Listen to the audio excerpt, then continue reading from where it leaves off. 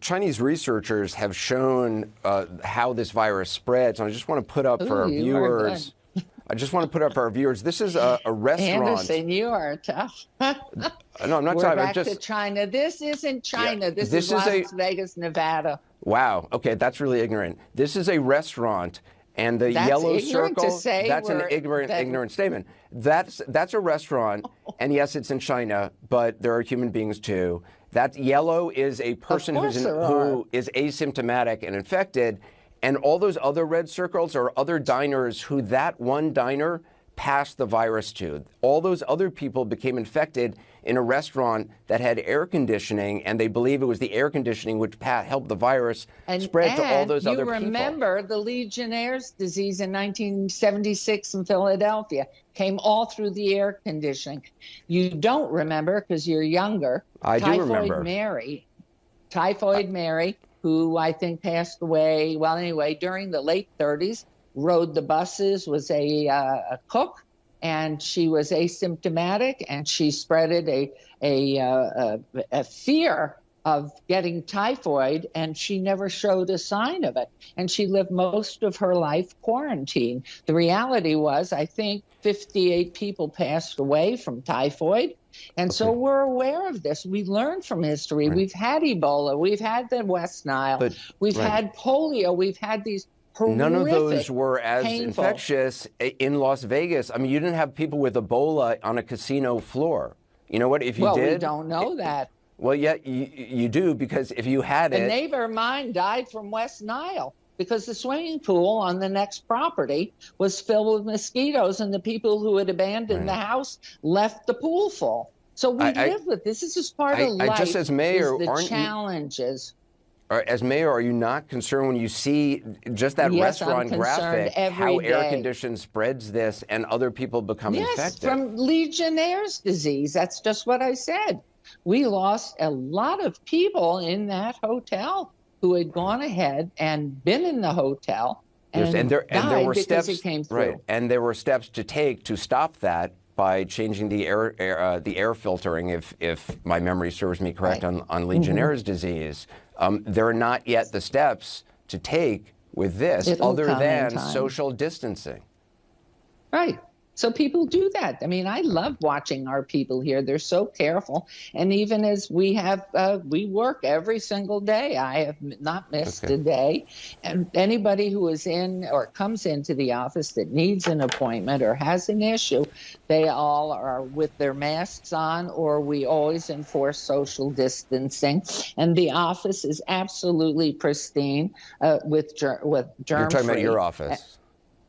Well, hopefully everything in the building. We shut down the lobby. But we've not had a problem. I mean, you know how look, Mayor, you love your city, and I get you want it to go back to work, and I totally get that. And you hear from people, and you're in a really tough position. I get it, but it just seems really irresponsible, given that you actually have no responsibility or say over casinos or what happens on the Strip, that you're not out there doing anything about.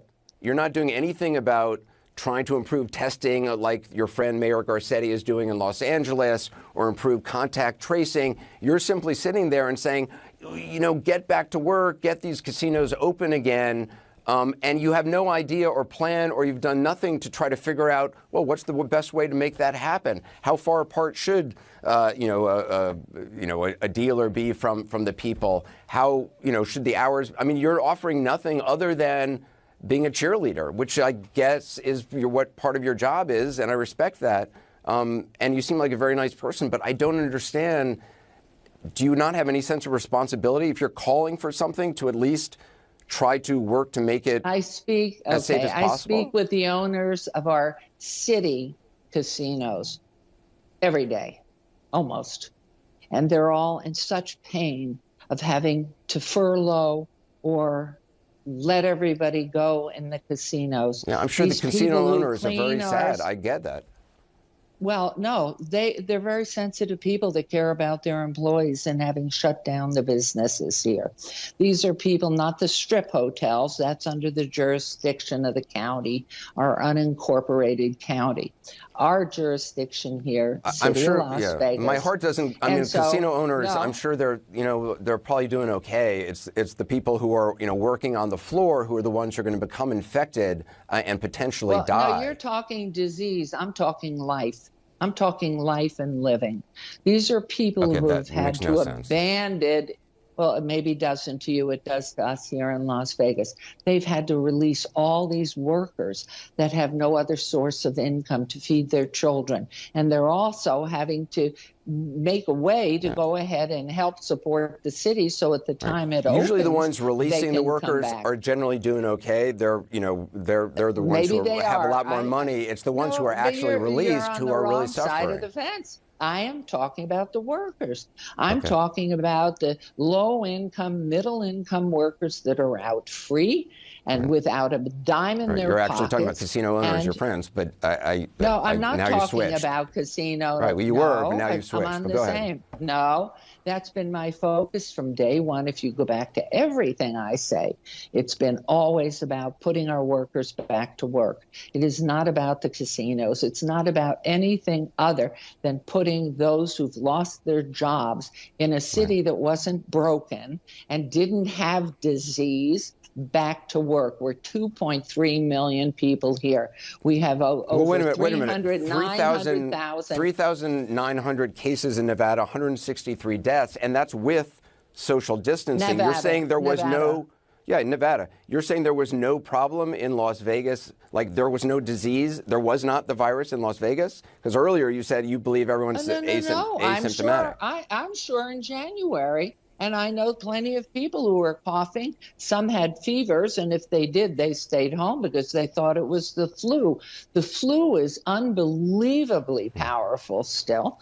And so, of course, we know that. We tried to work on the sensitivities of people to be responsible as to spreading any kind of germ, whether it's the flu. But don't you think that it's worked in Nevada, in Las Vegas, social distancing? Don't you think it's worked? Because, I mean, 163 deaths, that is, compared to some other states, that's low for those families. We're it is 2.3, all that matters. 2.3 million people in southern Nevada, and we've had 150 deaths.